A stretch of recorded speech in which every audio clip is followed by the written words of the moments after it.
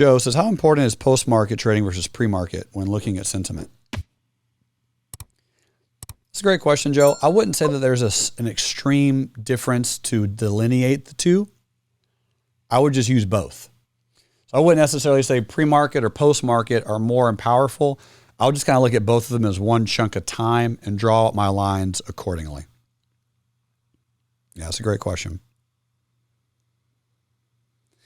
Eddie says, looking back at the year, have you made more on short sales? Yes, absolutely.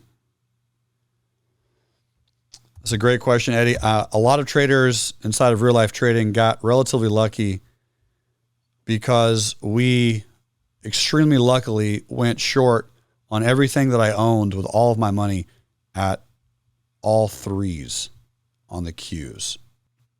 Very, very lucky. Of course, will never happen again. I just figured all threes would be a really good spot. And it was where the 100 simple on the weekly. So again, don't think I'm cool or smart or good. I'm none of those things.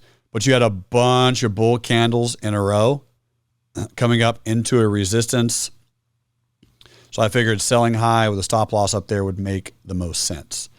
I did do that also on the Dow Jones recently. And we're going to cover this a little bit later today. This is a short collar. So this is me making money as the Dow Jones goes lower.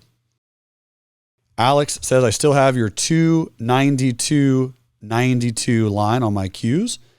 Yep, so 292.92 was right here. And that was another spot that we shorted. And that was pretty much the exact high of both CPI and FOMC. So thanks, Alex, for watching my videos and taking notes and participating, man. I appreciate it. So yeah, that was a great, great resistance to either buy some puts, short some shares, sell some bear call spreads, whatever.